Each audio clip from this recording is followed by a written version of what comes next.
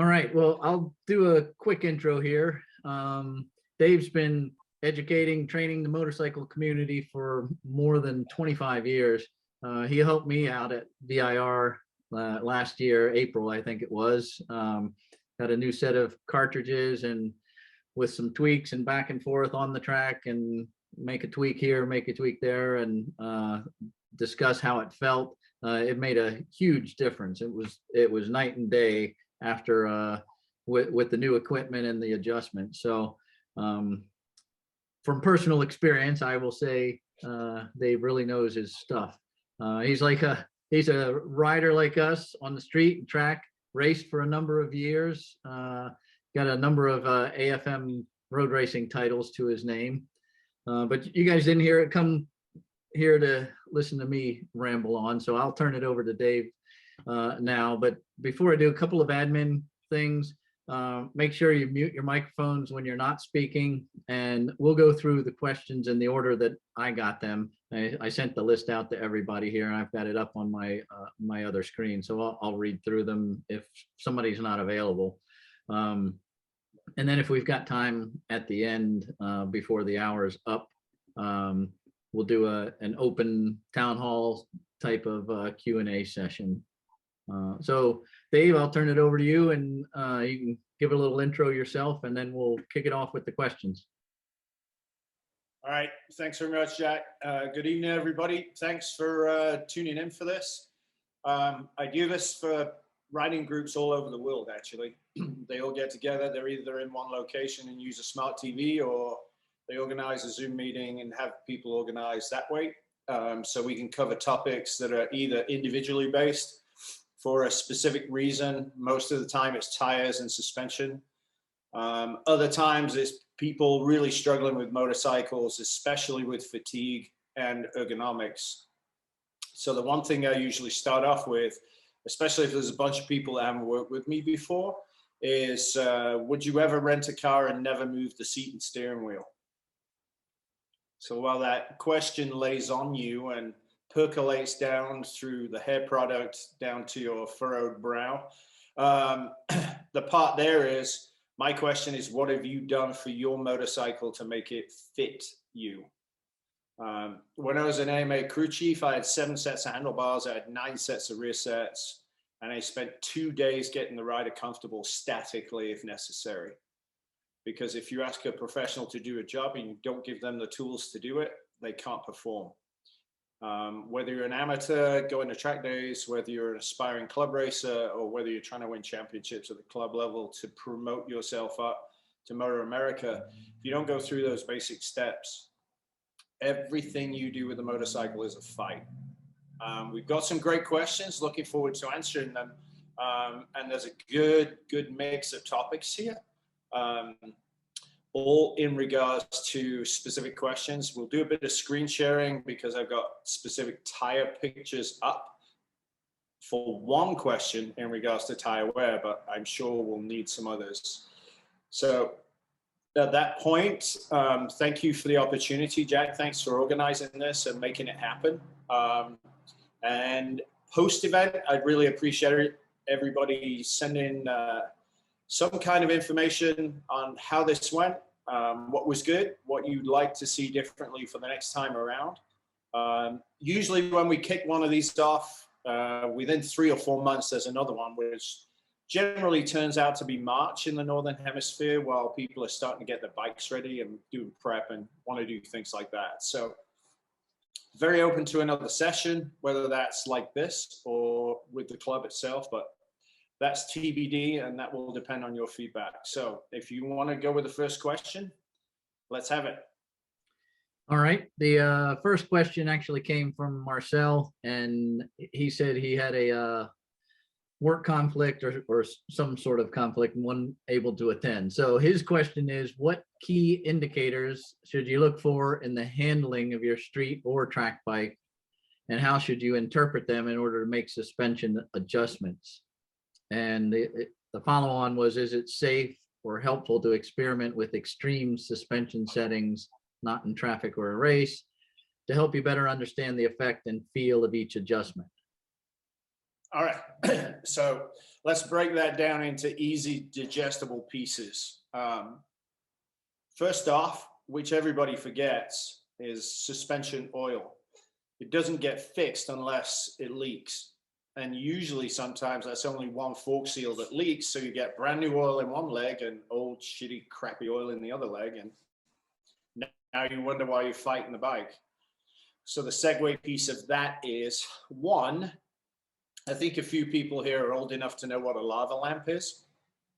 So the longer you leave your suspension oil in there, the more you are riding around on a lava lamp. And all of that in turn then leads to oil viscosity and temperature. So I'll circle back around again by saying stock settings are for who exactly? We don't know who the tester was. We have no idea of their weight. We don't know if they were a single rider or two up. We don't know what speeds they went, and we don't know what roads they went. We don't even know if the equipment on the bike was the same as the one sold on the showroom floor. So fighting a motorcycle, one is ergonomics, which I covered in brief, because I have very short, stubby fingers. What have you got? Look at your own hand. Are your fingers as big as your palm? Are your fingers longer than your palm? Because at that point, do you have the right lever? So the first point of contact is always that you have the correct lever for your hands. And if you don't have that, it creates fatigue. So one of the quick demos that I always do is, if this is your throttle hand here, and on every stock bike, everybody does this, do you have to roll back, which means you turn the throttle on to lift your fingers up to clear and then go for the lever? So your very, very first thing about is it right is, are you correct as a human? Do you have the right lever based on your fingertip? And while it might not be overtly clear with the background because of black on silver, as long as that last digit of your finger hangs over the lever, it'll work.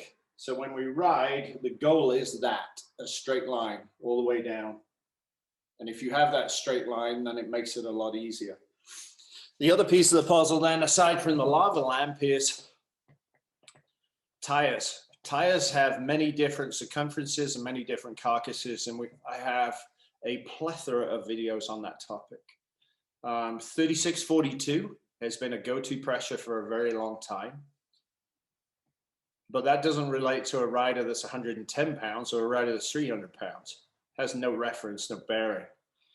Tire pressure causes more discomfort with a motorcycle than anything else, because if you blow a tire up to 42 PSI, it's a brick, especially with a hard carcass tire, and that is hurting you more than the suspension. So in regards to the latter part of the question about how do I go with turning settings all the way in and all the way out, can I do that? Absolutely you can, but you can't do it until the oil itself is hot. So it becomes a much longer process about how does my suspension evolve over time. So if you start cold in the morning and go ride to where you're going to go, over that 30-minute to 40-minute window, you'll feel how the suspension changes dramatically. Once you get to where you go, if you have a 3mm Allen or a screwdriver, or in some cases a 4mm Allen, you can turn your rebound all the way in and do a 5-mile stretch. How did that feel? What did it do? Those are the key components that you're looking at. The big problem with the front end is that our hands do. The big problem with the back end is that our bum feels. So we have to teach our hands to feel, and the only way to do that is put the settings to one end and put the settings to the other end of wide open. And what does that do? Now, on some suspension, it won't do a whole lot. On other suspension, it will give you pause after about half a mile to pull over and put it back somewhere in the middle immediately. Simply because you are, for the first time, experiencing a range of adjustment using an adjuster versus a range of behavior that the suspension gives you from fork and shock oil age. So the question then becomes, would you leave your engine oil in 20,000 miles? But you'd leave your fork oil in 50,000. So if you flick the perspective, a lot of things make quite a bit more sense. If you don't flick the perspective, everything is basically untried and untested on the street. I've had some riders with stock settings of 30 years because they were convinced that was what they had to do. So I'm not sure if many of you have seen Monty Python's Life of Brian. I am the word Jehovah. So if you get that point of humor, the challenge is to be a critical thinker. So that's a great question. What can I experience? The goal is get a tool, go ride a select section of road, but make sure the suspension is hot before you get there. And when you're done with that through suspension, then experiment with tire pressure on a separate day for a separate ride, bringing a clear mind to just evaluate that.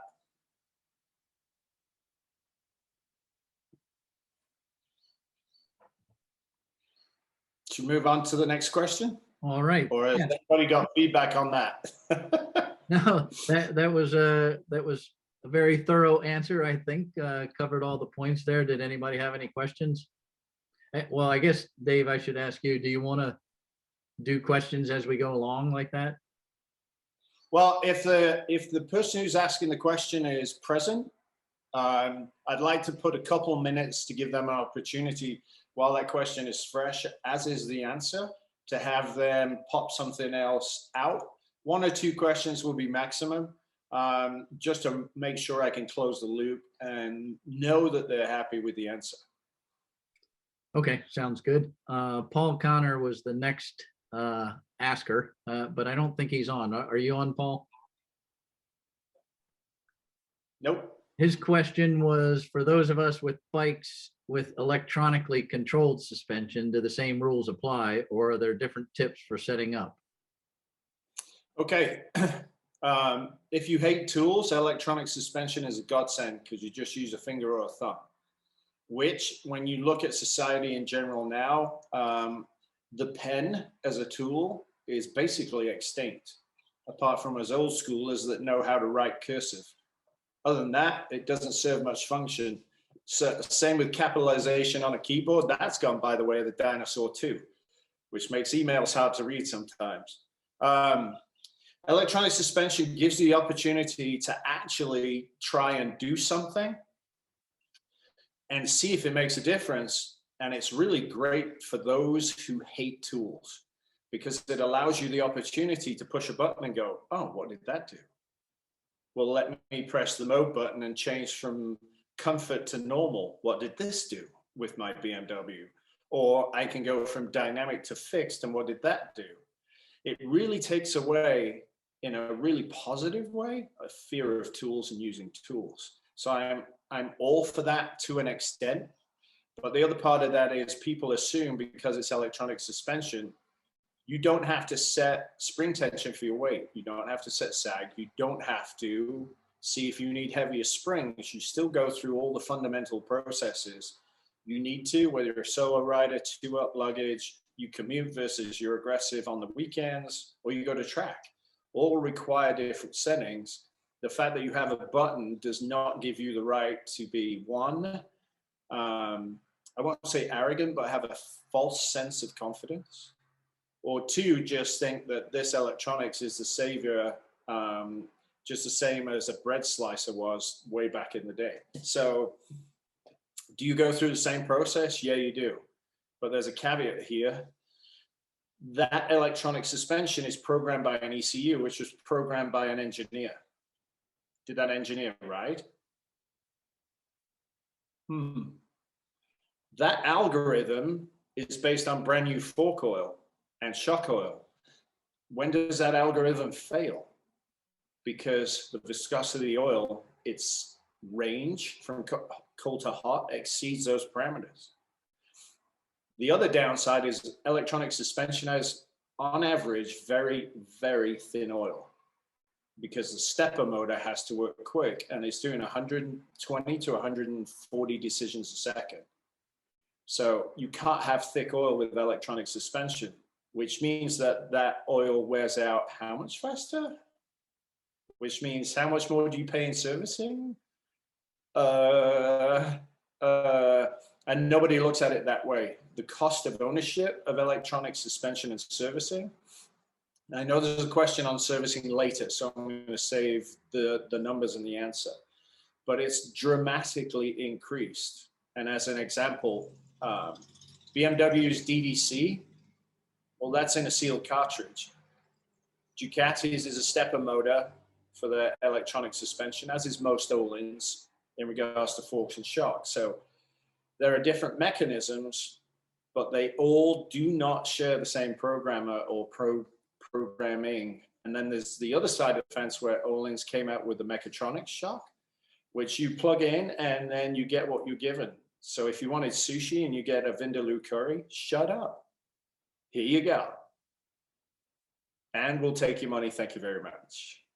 And you can leave now. So sometimes electronic suspension is fantastic because it really does help people go, you know, I'm going to try something different. If you have all the adjustability inbuilt in the dash, let's say the V4, you have up to 32 different settings for compression and rebound. That's very daunting because now you have to pick a number. What is this, a lottery or keynote? What do I do here? So people get really confused with that, and that's why they stay with dynamic, because it does it for them. It's great upgrade. It matches where society's going with devices because it's all fingers and thumbs now, whether it's your 3-foot size phone or your computer that you have at your desk or your laptop. We're working more and more in that direction. So an interesting question was actually posed, when are we going to get a chip to be able to walk to our bike and it fires up and the settings are memorized and we can go select memory 1 for settings and away you go. Might not be that far away because MV Augusta already has programmable suspension from your phone while you eat dinner. So if you want to multitask, you have that opportunity. Because the conversation or the date really isn't up to what you thought it would be, you can go program your suspension while you're passing time. So he wasn't here, so there's not a follow-up question on that one, but I think we got through enough there to make it fairly straightforward. Yeah, I think so. And I believe the next person's not here either. Hal Lee. How to read the tires so I can make proper suspension adjustment. All right, so there's 2 versions to this. DOT tires, which are street or race, because some organizations require you to run treaded tires in their super sport class or stock class. And then of course you've got race slicks. So the simple answer to it is quite straightforward. And there's 3 pieces to it, so I'll go over it quickly. One is pressure. You should be able to figure out, if you go out cold, when you come off track, what the gain is between cold and hot. And that pressure should be a 4 to 5 PSI gain for the track, or a 3 to 4 PSI gain on the street, weather dependent. The big piece there is weather dependent. Right now, we're all in the same boat where it's about 40 degrees at 9 a.m. when the first rider goes out. The rear tire comes in toasty because it's got to drive the bike all the way around the track. The same on a street ride, but the front tire comes in cold. Because as soon as the opportunity's there, the cold wind takes all the heat out of that tire until you brake or put the bike into the corner to heat it up again. So street tires are awesome this time of year. Hyper sports as a category of hard middle, softer sides are a godsend for this time of year, whether you run street or track, doesn't matter. If you're running race tires, the same pressures apply, but the problem is you have to go out at the pace you normally run. And if you are psychologically challenged by cold weather, then you're going to lose all the heat and the bike's going to handle terribly And the other piece of the puzzle there is you can't sustain the heat, and that causes a lot of low sides. So that's the first part. The second piece in reading tires is tread patterns deform differently based on geometry and suspension. So there's a whole bunch of pictures, whether you go through my YouTube channel or you go through the website called Contact Patch, which specifically deal with tires. And on the tread pattern, there's really only two things that happen. One, where the tread pattern comes to the edge of the tire, and do I have one? I can go get one at the end when I cover this in a little more detail. The edge of the tread pattern, as the wheel spins around, the first edge disappears. And you'll see that on every street bike, on every corner, everywhere. The second part is the reverse of that. Somebody's turned the adjuster and cranked it all in, and then the front edge of the tread as it goes around is a massive 3 millimeters taller than the back edge. So those are the most common wear patterns that I see, because nobody takes the time to adjust rebound as the oil ages. So that's one big factor. The last one there is slicks have core holes in them, and those core holes do exactly the same wear pattern as a tread does, but because they're so damn tiny, you've really got to look at them carefully. Not necessarily a microscope, but if you need glasses, put the damn things on, because you've got to get in there and get a lot more granular with what's going on. And the big part about core holes is they looks like somebody took an ice cream scoop to it and chunked it. And it'll be on the front side, or it'll be on the back side, or it'll be on the outside. And if it's on the outside, you'll usually get what I call a comet tail that streams back. You'll see a lot of those in the photographs on Contact Patch talking about rebounds specifically. And the last piece of the puzzle with tire wear is carcass. Nobody goes to Cycle Gear or any other store and sits on a tire. People look at you sideways going, what are you doing? I need to understand what type of tire I'm buying. Yes, I know it's black. Yes, I know it's round. Yes, I know it's got a tread pattern and it says Pirelli 180, 60. I know, but what is it? Is it super soft or is it rigid? The big thing that people make a mistake on, especially if they're trying to go for the latest and greatest tire that all the press reviews have hyped up, they don't understand what the carcass of the tire is. So from a tire wear perspective, a hard carcass tire, because it really is pretty solid, is really, really hard to get to the edge of it because it doesn't flex. A soft carcass tire puts a way bigger footprint on the ground and distorts and buckles. So all of a sudden you're using all the rear tire, but you never used it on the other one. So the big piece that people miss on tire wear is what kind of carcass have I got and how much tread or chicken strips, for the common vernacular, do I have and why? So at that point, if you understand what carcass is by just sitting on a tire, you also understand in regards to pressure, why you're getting the way you're getting. And in terms of the profile itself, a hard carcass tire will turn a lot faster than a soft carcass tire. So what do you want? If you're struggling to get the bike to turn, then your tire wear is going to reflect the fact that the bike side to side is not really getting a lot of heat on it because it takes forever to get it over. So realistically, pressure, do you have tread pattern? Is it worn off on the leading edge or the trailing edge, which I'm going to grab a tire later on to go through that because we've got the question on cold and hot tears. And then the other piece, as mentioned, is carcass. Very, very missed opportunity to learn something about why the bike turns better with this tire than it does over another. All right, thank you. Dan, I think you're next. Fire away with your question.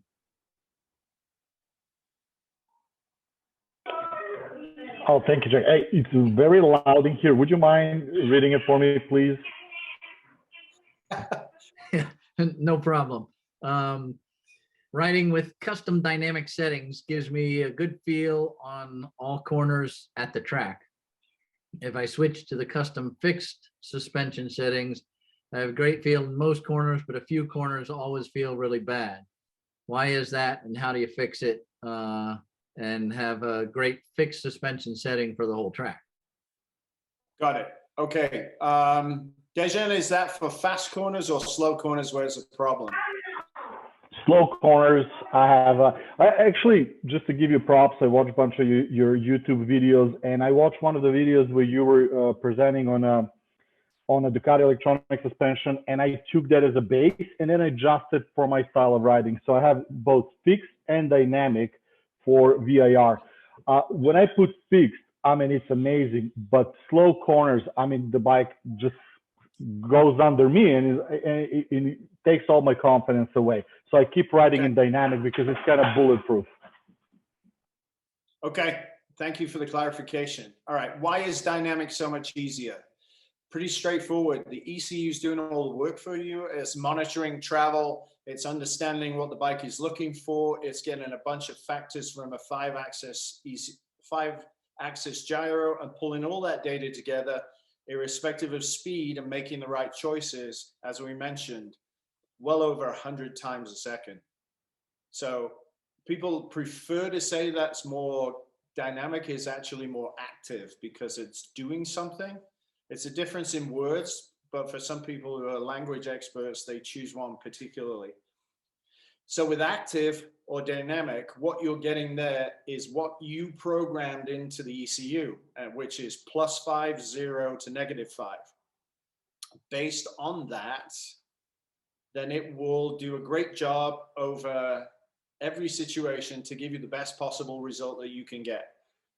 If you go to fixed, instead of having basically that small range of settings, now you have a very, very fine amount to try and dial in, and you have to keep dialing it in because the oil ages. Usually about every 4 track days, you need to update the settings you've got. The biggest one that people struggle with in slow corners is rebound is either too slow. So as you go in the corner, the bike, what's called closes or tips over without your consent. And so the bike feels like it falls under you. And usually the problem for that is that your rebound damping, instead of moving slowly and smoothly, essentially on the slow corners, it just stops. So if it stops, then the wheel wants to tuck and close, and that causes a huge problem. The other piece of that puzzle could be that the setting in the back for your rebound, instead of matching the front, so you get that on the motorcycle, irrespective of speed, if that is slow and this is quick, then that's going to really amplify that closing effect at slow speed, because more weight is being transferred quickly to the front tire, which will make it fold. Tire wear will show you where that's coming from, but the other part is there's 2 videos. One is rebound too fast or too slow for forks. The other is rebound too fast or too slow for shocks. That will give you some background information, but how does that work on track? How do you figure that out? Well, the part there is, especially with VIR, as you mow through the first kink and come into the hard U-turn, when you decelerate, do you find your body pop forward? And if you're decelerating and you get that nudge, not necessarily out of the seat, but you might line back in the seat, that's a pretty good indicator, unless you literally chop the throttle, that rebounds too quick. And if that's the case, that's a really easy, quick test for you on track to figure it out. If rebound is too slow, then what will happen is you'll decelerate, you'll try to turn in. Initially, the bike will want to close or fold, but if you pick the throttle up, it steers again. So it's a very quick and easy, risk-free way of determining, do I have the right setting? But again, you've got to put 5 or 6 laps on it. Now, if you're riding, and as the session goes on, you start to really pop out of the seat and then land back in it, then you know you've got to fix the shock first. And whether you choose to go, let's say you're in -2 on the shock, for custom dynamic, you'll go to -1 and test it, and then you'll go to 0 and test to see which one of those helps. If you're coming into the corner, especially in the morning, then that fork oil is cold because that's out in ambient temperature air. So the front end takes a while to warm up. So if after 4 or 5 laps, all of a sudden the closing stops and the bike goes through the corner beautifully, then at that point, you know your fork oil, A, is too old because you've got a huge range between cold and hot, and B, the setting you picked, whether it's dynamic or custom for the front, is going to be a higher number because when the oil's hot, it's working. Now we get to the risk versus reward question. Do you want it to be bouncy in the front at the start of the session and deal with it later so it doesn't close and catch you by surprise and you fall? Do you want a setting for the morning while you warm up that's safe? So rebound is, let's say, -3 in the morning on the fork, but then by lunchtime you put it to 0, and then in the afternoon you go to +1. Are you willing to track your settings to get the bike to be flawless every session? And if so, that's great. And then by the previous question, whether you use slicks or treaded tires, the answer is right in front of you in your eyes in the way the tire is wearing. Every session will give you a fresh read. So at that point, would you be willing to track your settings per session? Would you be willing to look at the tires to see the wear and see if those two coincide with what you're doing? We as riders can feel we're doing all kinds of amazing things, and we'll talk about them too, but tires can't lie.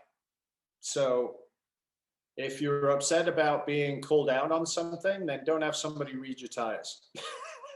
It gets to be very awkward, especially someone like me. So hopefully that's, it's a little long for an answer, but it gives you all the tools to attack the problem to find the solution. That is an amazing answer. Thank you so much. I really, really appreciate it. You're welcome. Now I can't wait to try it. Yes. All right, next one. The next one was from Matt Torgerson. I don't think he's on. He wants to know more about identifying cold tear and hot tear in tire. All right, so we're going to do the screen share that we tested out earlier. And this is actually a really quick answer. And it's a bummer he's not here, but again, for Contact Patch, there's a ton of videos on this and explanations, whether you use my website or YouTube. So share screen, desktop 1. So we got the pictures up. Are we? Oh, Not yet. Not yet. not yet. Hang on. So share screen, preview hot tear, and preview cold tear. So let's do cold tear, because that's the first question. We got that now? Yep, we got it. Okay, so on the left is a cold tear. And what that means is it's a crevasse. You can get your fingernail in that blue band in any section of that rubber, and you can go ahead and with your fingernail, peel it back about 2 millimeters and get inside the tire. It will cut that deep. It's generally a half moon shape, and it's easily lifted with your thumbnail or fingernail. The other way to validate that is that your hot pressure is basically 3 psi or less over cold. So you can always check what you're seeing against the pressure reading you have. Now, conversely, the image on the right side labeled hot tear, the lines come like a salmon fillet. We're only, hey, Dave, sorry to interrupt, but we only see the cold tear picture. All right. We got that. If I switched it over. So we're still on cold tear? Yes. Okay, let me stop sharing and go over. Share screen. And then we'll do hot tear and share. So There we it should is. see that now. Okay. So Cold tears are irregular. They wander all over the tire, generally in the area that you accelerate. But a hot tear, if you look on the left side of the blue band, it is shiny and perfectly symmetrical. And that's where the cut starts. So a hot tear is a dead giveaway in that you see that shiny section and it follows the tire in a regular pattern. From the center, as it comes out, the hot tear comes out like a salmon fillet and it extends into the tire. It is very regular in that pattern and you cannot get your fingernail underneath it. It's probably 0.2 of a millimeter tall. So it is, to all intents and purposes, to your fingertips, a ripple. The dead giveaway for a hot tear is shiny outside, perfectly even down the circumference, and then everything moves out in a regular pattern. So that's the difference. Now, hot tear, you want to cross-check it? You should be plus 7 PSI over cold or more. Now, we've had events, one Motor America event, where an unfortunate company forgot to empty their air compressors. And so a bunch of wet air got into the tire. So at 200 degrees, what happened to that water? Became steam. So people were riding around with somewhere between 8 and 13 PSI over cold. Moral of the story, only blow your tires up on a dry day. Don't do it on a rainy day at Barber. It's miserable. It doesn't work. So there are the two images, again, readily available, but the math is the kicker. Less than 3 thumbnails you can pull deep into the carcass and exposed, cold tear. Hot tear, more than 7, clean, symmetrical band down the outside, and then nice curves that are very, very thin. That's a hot tear. Okay. All right, thank you. Peter, you're next. Thanks, Jack. My first question is pretty specific to me, I suppose, but probably applies to everyone else. For a dedicated track bike, experiencing about 8 to 10 track days a year at around an intermediate level, how often should the suspension be rebuilt? Is it once a year, twice a year? And how do you tell when the suspension needs a full rebuild? Okay, great question. Do you know where you are in your settings currently? Nope. Okay. Do you know what the total range of your settings are for compression and rebound, fork and shock? Nope. Okay. 2 ways to do this. One is fork oil age and the other is setting. Fork oil age is difficult to answer because you might have the wrong oil viscosity in the forks and shock that you have, either too thick or too thin. So we'll deal with that. It's a little more complicated of an answer. The quick part is every setting has its own range. So for example, a stock fork rebound adjuster is going to be somewhere around 20 clicks, and a stock screw or stepless is somewhere around 3.5 turns. If you are at half a turn from maximum to make the bike stable, should you change your oil then? Irrespective of its age. What would be your thought on that? Yeah, you should probably change the oil And if you just had it done, you'd be angry. because they probably didn't change it. Oh dear. So we got to teach you how to change fork oil with the dump and run video. A lot of times, so I'll give you an example. Ninja 400. Right off the showroom floor, you got to dump the fork oil out if you're over 160 pounds and put 15 or 20 in it. Right out of the gate. You don't have a choice. You've got to do it. Even if that's for street riding, because you can't stop the rebound. Now, if you have range and you are starting at, let's say, it's 3 turns and you're at 1.5 turns, as time goes on, those adjusters have to start creeping in, right? Because when the oil ages, it gets thinner when it's hotter. So at that point, you're chasing rebound until you go, wait a minute, I only have half a turn left and I've got a full season ahead. So at that point, do you make the executive decision to figure out, A, do I service it? And B, do I change the oil to a different viscosity? Or you could get a little more complicated, do some research and do what's called a CST or center Stokes number for heat range, where the oil works best based on the, for example, the part of the world you live in. So the first part of the answer is, where are you in your range of settings? The other part that I have to pop in right now is, if you have somebody else service your stuff, the most common mistake I see every single track day is that one leg has 2 turns of rebound and the other leg has a quarter. So if you're getting work done, before you pop your credit card out, pull out your screwdriver or your Allen tool and check that you have the complete range.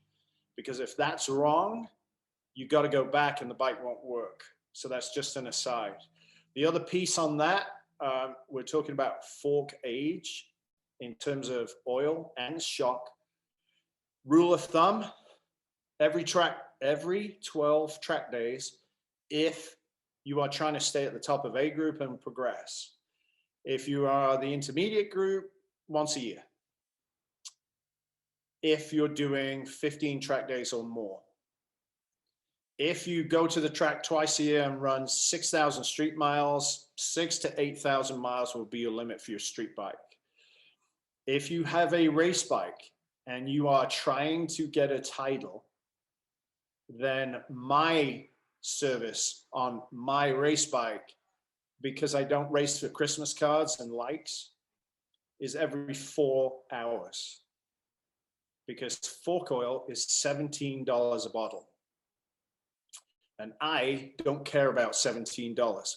What I care about is that every time I go onto the track and every time I go to race, my front forks do exactly what I predict them to do every time.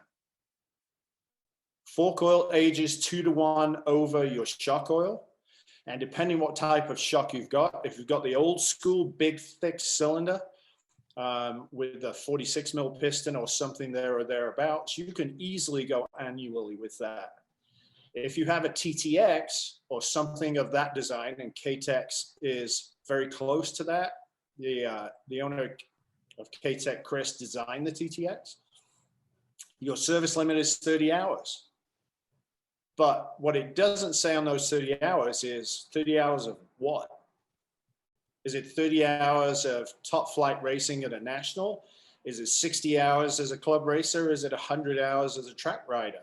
So then we fall back to range. So for example, with a TTX, if you are at 7 clicks from closed on rebound, and then in the afternoon you go to 5, you should probably service the shock. So knowing where you are in your settings is a really good indicator.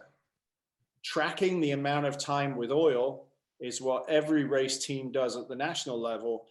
But those of us that do that at club racing tend not to, because we start fresh at the beginning of the season, especially if it's just a race bike, and then we service it again at the start of the next season. But if you're trying to win and you're really trying to improve, is it worth $17 to change your fork oil mid-season? I don't know. It's a great question, but the bottom line is it comes down to tracking information. So I'm curious if you would be more willing to find that information out, track it, and then respond accordingly. But for street bikes, 6,000 miles is a good average number to use. And then for some people, that takes quite a while to get to that number, especially if they're recreational riders doing 2,000, 3,000 a year. So any follow-up questions from what I've provided as an answer? No, that was a very detailed and great answer to that question. Thank you. You're welcome. The next question I have is, how important is it to tune the suspension specific to a track versus setting it up correctly once and just leaving it alone when at different tracks? Okay, so the simple answer there is you can use a base setting for a technical track and any technical track you go to, period. You can use a base setting on something that's extremely fast and use that at most tracks as a base setting, period. If you are screwed and you get half of a track that's technical and the other half that's screaming fast, you have to come to a compromise point. So for people who are beginning this journey, tight technical tracks, that's a setting all by itself. Super fast tracks, then you need a ton of stability in the chassis for very high speed riding where you can trust the bike, tires, and suspension to do the job. But if you get a mix, where do you want to be fast? In the slow stuff or the fast stuff? So you tend to err to tune the bike to the fast area of the track first, and then see if there's anything somewhere in the middle where you can blend it slightly. But you're going to do that based on age of the oil plus your ambient temperature as well. That makes sense. Thank you. Yep. Moving along to my second to last question. If I do a minor adjustment to the front suspension, should I also be adjusting the rear along with it? And if yes, how much should the rear be adjusted in relation to the front? Okay. So we have church and we have state. We have joint account and we have secret account. Front of the bike is purely subjective. It's all about you. The rear of the bike is mathematics. The front of the bike position for forks is for braking stability if high and putting the bike where you want it, or lowering the front to get an assist with turn in, where it might be a blend of you and the bike timing wise working together.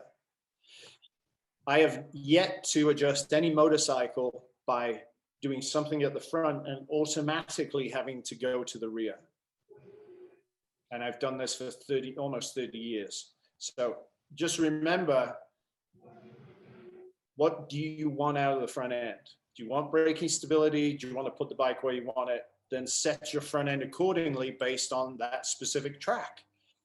We have a very tight technical track here. I lower my front end 4 millimeters just for that track. But when I go to the fast track, I raise it back up 4, depending on who I'm racing. I might go 5, because if I'm trying to squeak that front end into the 3 inches that they so generously gave to me so that I can pass them, I need to depend on my front end. I need to depend on the grip, and I don't need weight transfer to continue because the front end has a lot of weight on it. So the short answer is you shouldn't ever go to the back of the bike if you touch the front. Got it. Yep, they're independent of each other and they should be treated as such. Correct. Got it. Thank you. Yes, sir. Last question. And you've already kind of answered part of this, so you can skip over the stuff you've already answered. But what are the basic fundamental signs or symptoms that suspension adjustment is needed?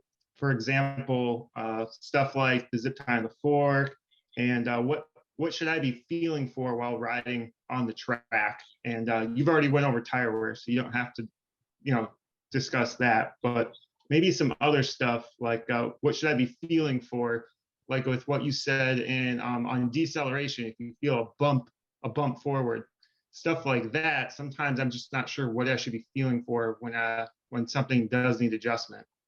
Okay, so really quick answer for this. You know the cable tie in the front fork. Have you marked bottom out on your front fork so you have a frame of reference to a dot? No, but I have moved it around just to see how far that travel is. Right, so you need to know where mechanical bottom is. You have to have either a line or a dot or something that shows it. If your cable tie is within 5 millimeters of that dot, when you brake, the front end's collapsing. It's bringing so much weight, it's collapsing the tire and the rear will lift. Or salmon spawn side to side. So that's the first thing. The next thing that nobody does is put a tiny bit of grease on the shock shaft and take a look at that ring of grease on the shock shaft to see how much travel you're using. Your absolute barometer, your must do, period, end of story, is get your fork and shock travel correct front and rear so that you manage weight transfer. So if we use a clock face, 11 o'clock to 1 o'clock is very controlled weight transfer for braking and acceleration. If, for example, your cable tie is at the bottom, then you are working from 9 o'clock to noon.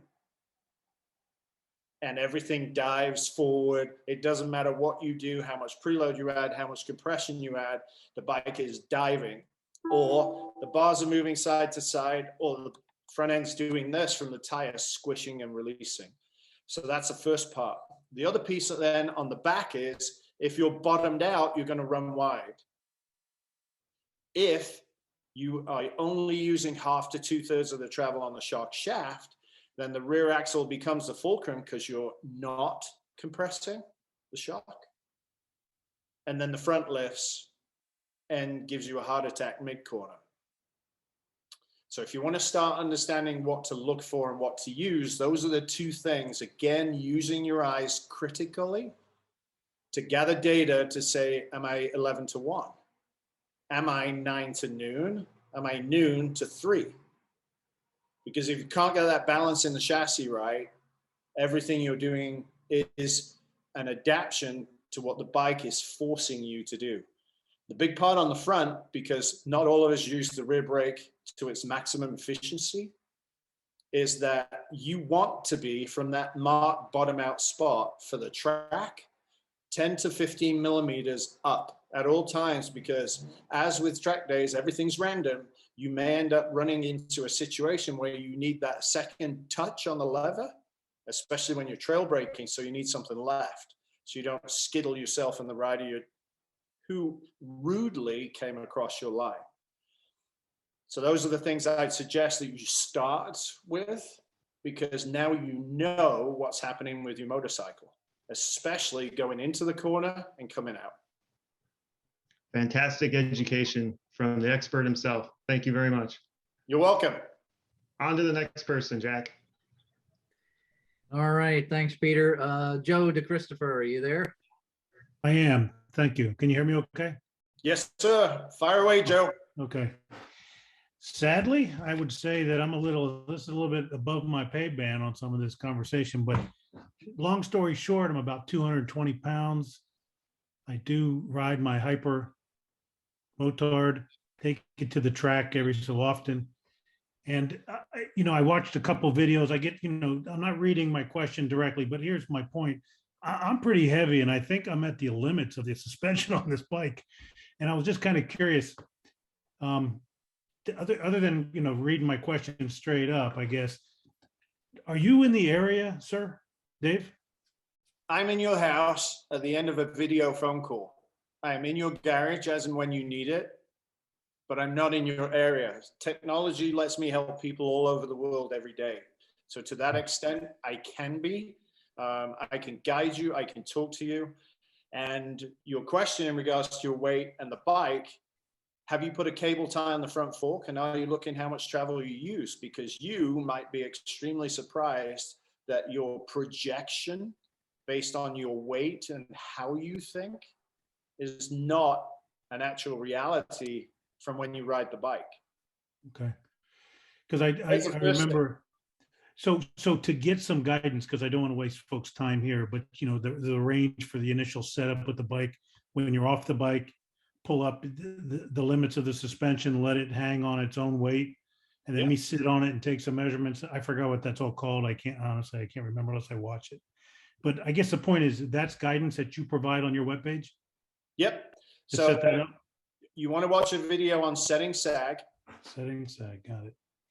So that will take you through that process. Once you have those numbers, just measuring, go for a ride, put a little bit of grease on the shock shaft because yours is immediately visible, and put a cable tie on the right fork leg and go for a ride. Okay.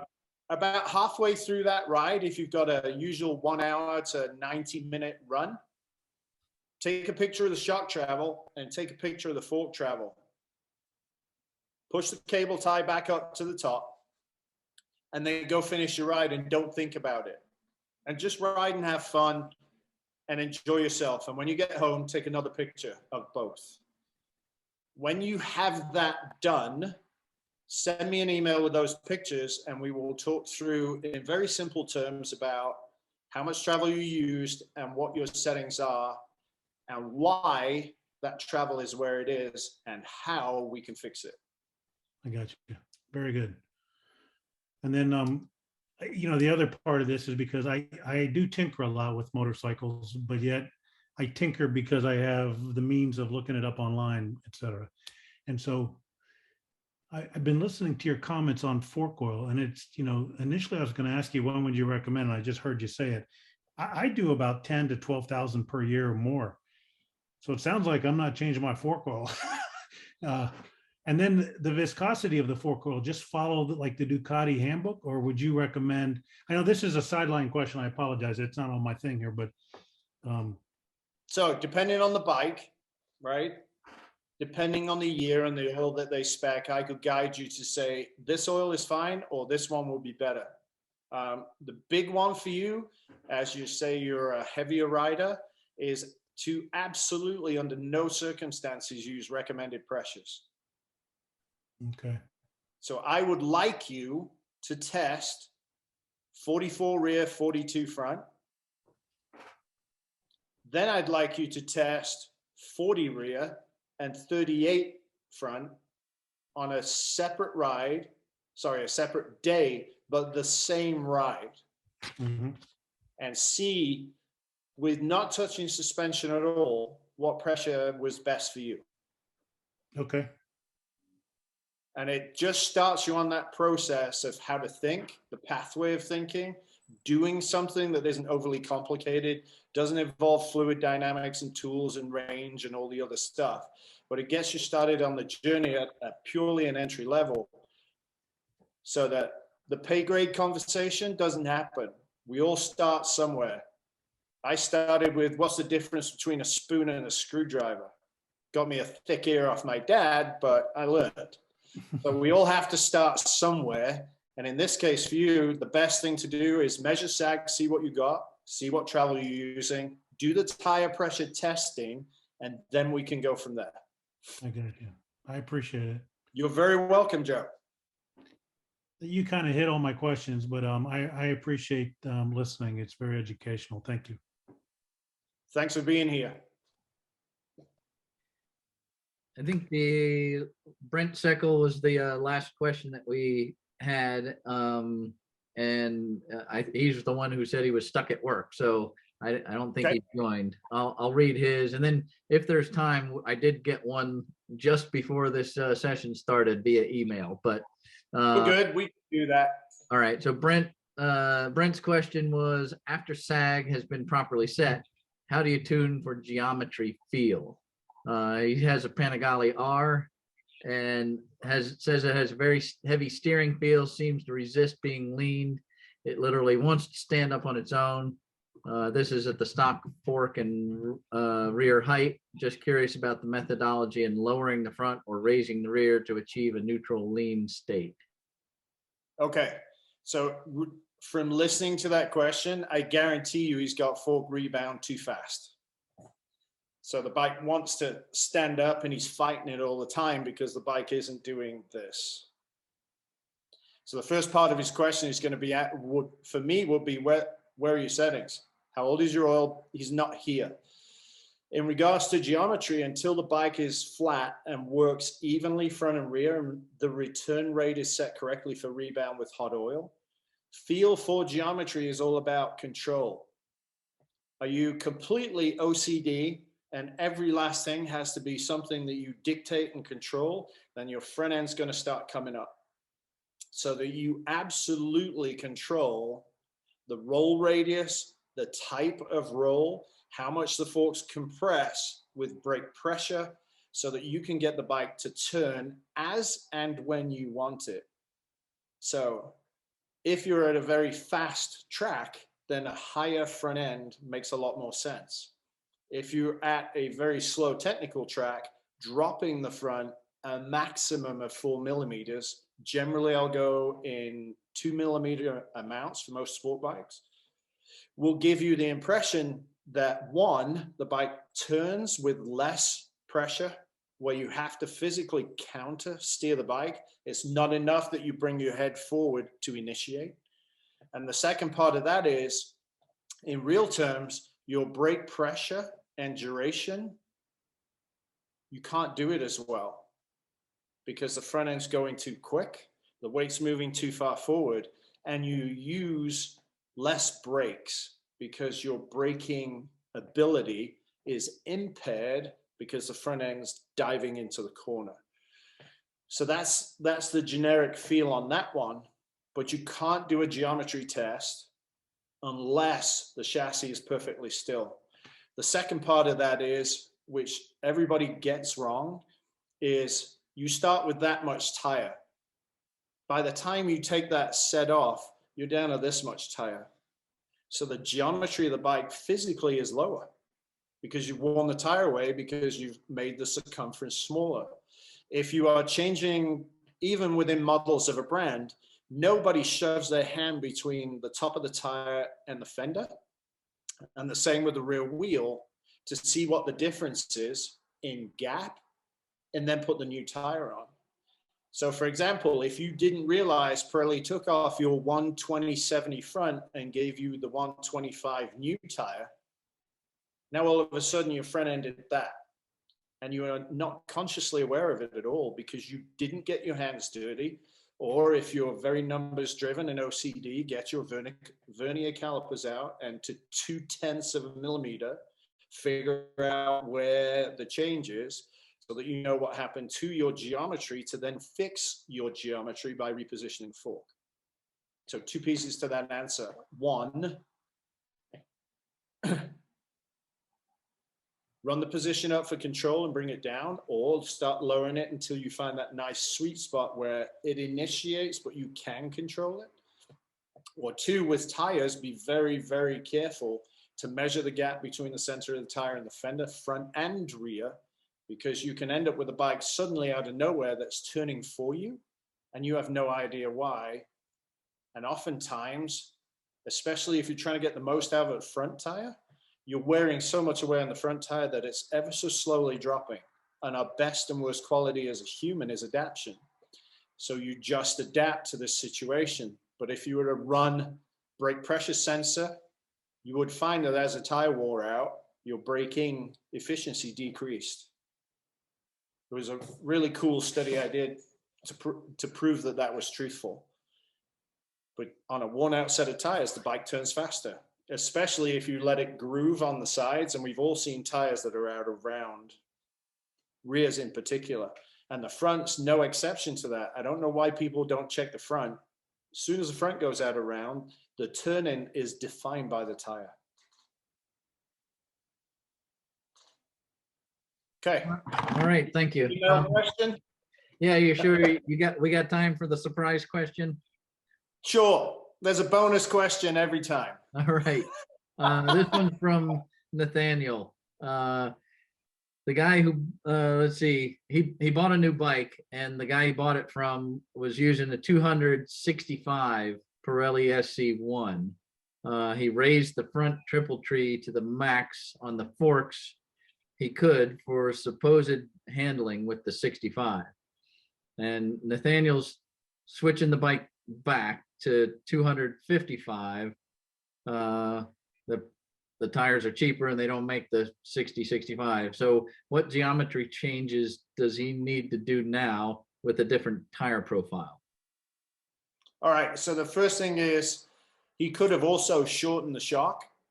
So I'm kind of surprised that that wasn't part of the answer, but he may not have an adjustable shock.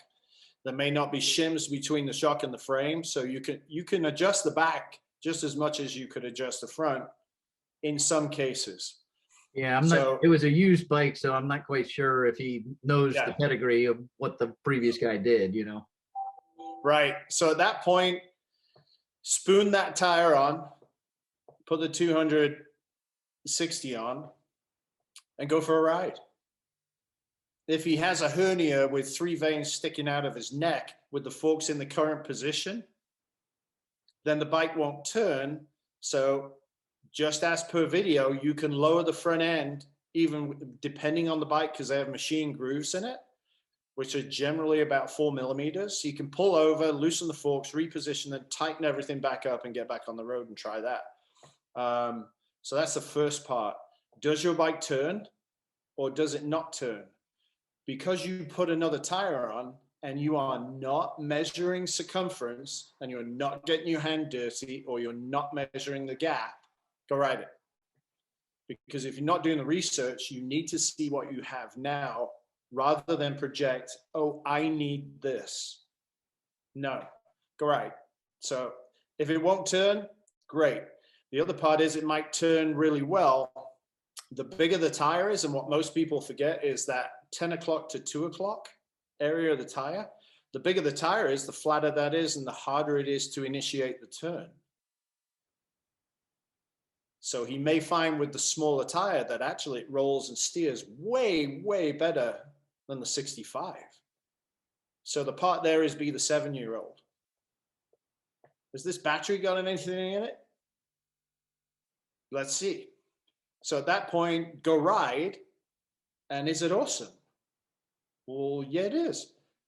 It won't turn. Okay, you got to drop the front at least 3 millimeters, go ride it again. But the same piece of background information still has to be there. How much fork travel are you using? How much shock travel are you using? Because that has to be leveraged. Because if he's bottoming out the forks with the front end up to the moon, it doesn't matter what he did with the rear tire. There's still a substantial problem up front to evaluate before a fair review of what he's trying to do makes any sense.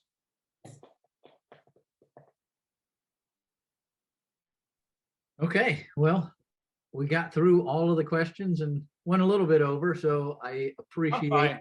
your time. We got, we'll go for a couple more if there are a couple more. Okay, so you want to just Go ahead, open it up Ken. to the floor and see what, if anybody's got anything? All right. Hey, Hey, Jack, I've got Jack, one. this is Brian. I've got one quick question.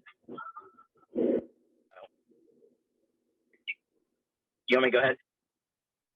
Yeah, go ahead. Oh, I'll go ahead. All right. Hey, so Dave, you and I talked, I think, when you were at our event, and since then, Kendall has kind of worked with me on my V4R. I've been doing, Kendall have been working with me to kind of get my suspension dialed in. I'm to be honest with you, I spent several years riding my 848, and I'm very comfortable with that, and I don't have to muck around with it to find comfort.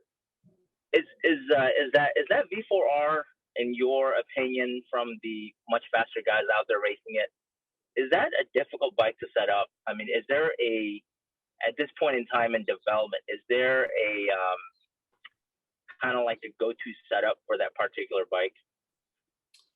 First part on your question is, if your 848 is that comfortable, measure from the peg to the seat, and then measure from the seat to the steering stem nut. Just do those two basic measurements and see what they are. Do the next measurement on the Panigale and see where that is. So there's the first piece in regards to your question, in regards to comfort. The second piece in regards to setting that absolute cage fight of a bike up is trying to manage the power via the electronics. Because you have to learn ABS, you have to learn slide control, you've got to learn wheelie control, you've got to learn all the other settings that go into that to make that as a package versus your analog bike. Analog bikes are great because it's all on us. They do as they're told, and we make them do that. The electronic bikes, unless you learn all of those different settings you've got, it makes it really hard to ride, because the electronics are the bigger component compared to the suspension. Because if you rack that throttle down and it turns into a snowstorm with a tiny black dot right in front of you, can you relax and ride it, or are you scared to death? So I would say, Ryan, in answer to that question, look at the ergos on the 848, see what's different with the Panigale, and see if you can match that up a little bit to get comfortable.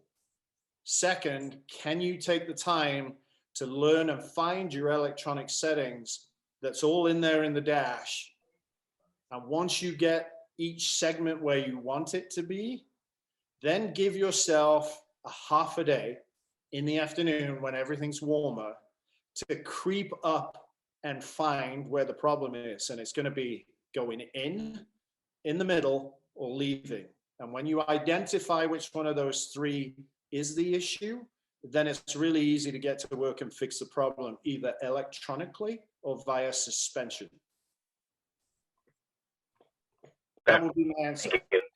You're welcome. Next. Hey, Jack, there's another question. So I've got a quick question. So I too had Kendall redo the suspension of my bike last month at our event. It's a B4S, and having watched your videos over the years, and especially looking at the leading and trailing edge in terms of rebound, speed, and adjustment. So I've found that if I set it up for what the tires tell me where it should be, I lose grip on the rear out of driving hard off of an apex. And if I go the other way a little bit, so ultimately the question is there some give and take between what the tire wear shows in terms of suspension versus what I'm happy with in terms of contact and grip? Okay, so the real quick answer is you probably got a textbook of things you needed to do and follow. And then came the real world. And somewhere in the real world, we started to take that text and just move it a little bit one way or the other. Tire wear, while optimal, doesn't necessarily give you what you need with your bikes on your tracks, given your skill and ability. So there's always a compromise somewhere along that continuum, right? Same as grip and longevity is a compromise on pressure.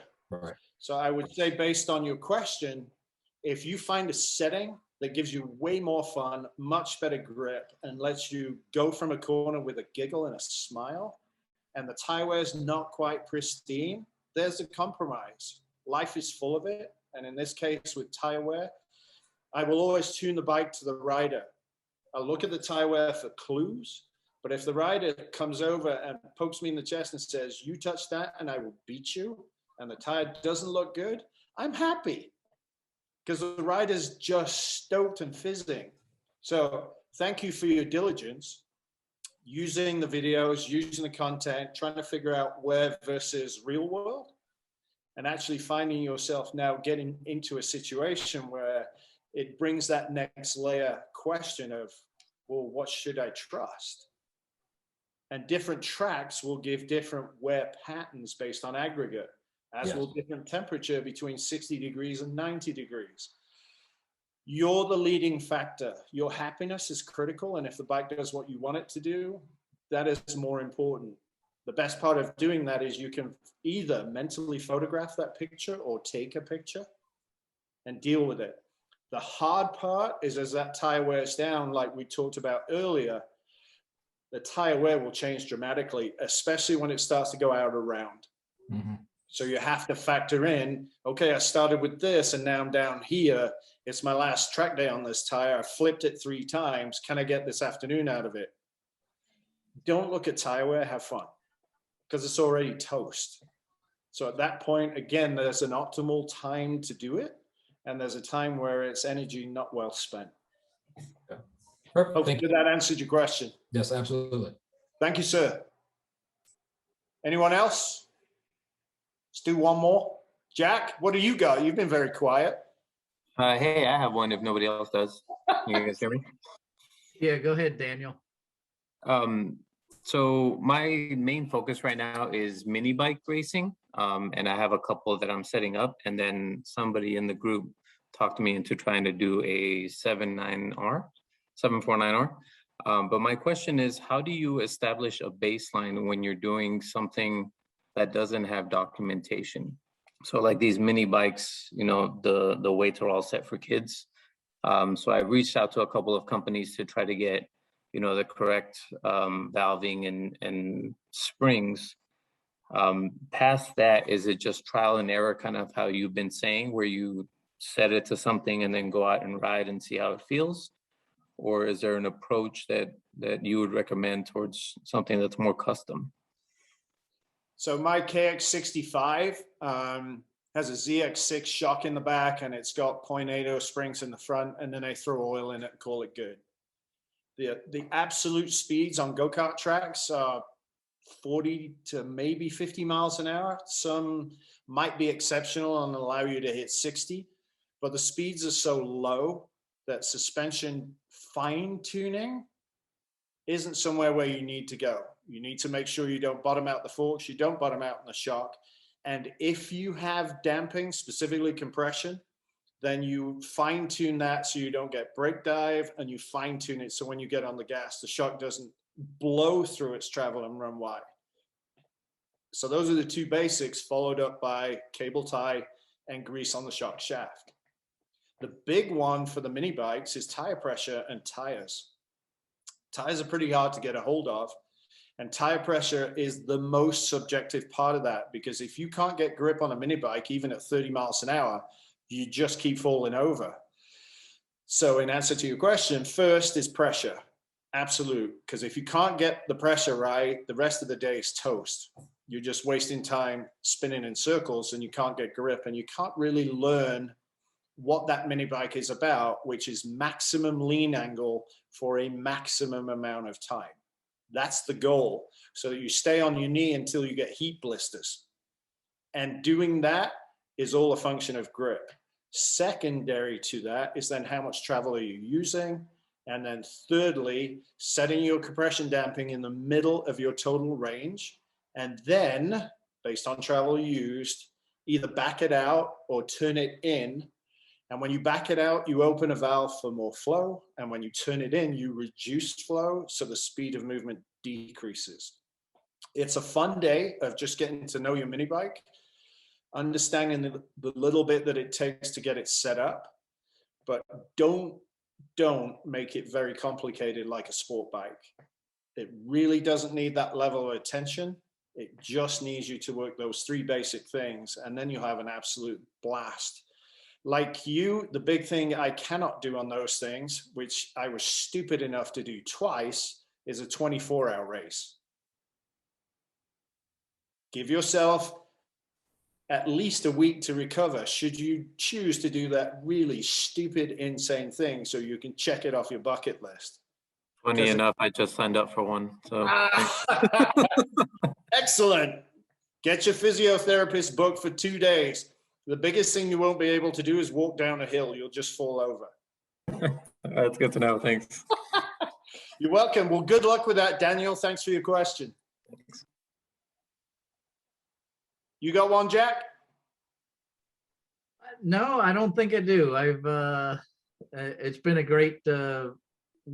great session here, I think, and I've learned a lot of stuff. A lot of the questions that were asked were things that I was kind of interested in as well. So I think I'm sure I'll remember something as soon as we hang up here, but I think I'm good for now.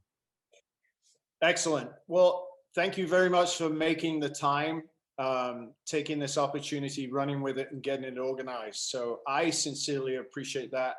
I hope everybody in the club gets to watch this and take the time to personally thank you for doing this. Getting stuff organized is often a thankless task. So I hope people take the time to come and do that. The other part is let people know this is recorded where they can get to it so they can start learning. Next year, hopefully, travel restrictions won't be as profound. So I can start coming out back east. Kendall and I have been talking about it.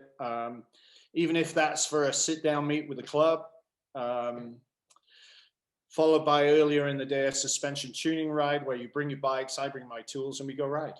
And I dial the bike in during a 3-hour ride so people get a live experience of what that's like for the road versus the track. So there's lots of things we can do, lots of activities during the day we can do, and close it up at night with a seminar. But I sincerely appreciate the opportunity, and to everybody that's used the stuff I've put online, thank you so very much. It's a lot of work to get it out there, but for me, the big part of this is that you, based on what you've learned, go pay it forward. If you simply go to a rider, put your hand on top of theirs and say, go get that brake, and they pull their hand back and move you, that simple one change of lever and reach can save a life instantly. Because if they're doing 120 miles an hour and they've got to do this, That's a huge amount of distance they just lost. And that distance probably increased because they went through the throttle. So if there's one task in the club I'd love you to do when you get together, is check everybody's brake levers and see if they fit and if the angle is correct. And if you do that, you'll start the person on their journey as well. And it will save a life. So if you can all do that and take time to do that, even if it's with friends, I'd appreciate it. So thank you all for attending. These are always a lot of fun for me because it's a lot of questions from people of all walks of life with different bikes. So the answers can really help a lot of people. Well, thanks again, Dave. It was a great session. I learned a lot. I'm sure everybody else did, and I'll put the video together and put a link to it on our club website and let everybody know where it is. And look forward to potentially doing something with you again in the future. It would be great to do something in person, like you suggested. Perfect.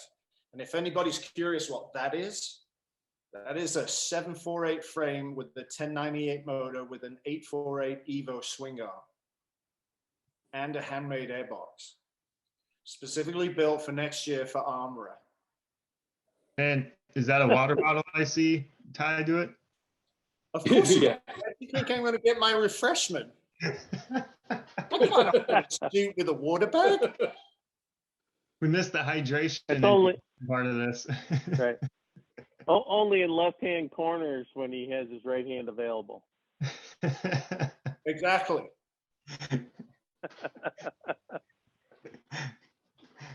So I do own a Ducati, and I am going to campaign it next year and have some fun with it. So thought that would bring people a giggle. Yes, it was a nice backdrop. It is a backdrop. There you go. Yeah, those that know their belt covers were probably looking at that going, that's not a 748. That is not a 748. All right, gentlemen, thank you all very much. Thank Jack, you. thank you again. Thank you, Dave. Thank you, Jack. Thank you, Dave. Thank you, Jack. Yeah, And I'll thanks look for everybody for forward to, tuning in. yeah, you bet. I'll look forward to the next event. Thank you so much. All right. Good night, everybody. Have a good night. Yeah, thank Bye. you.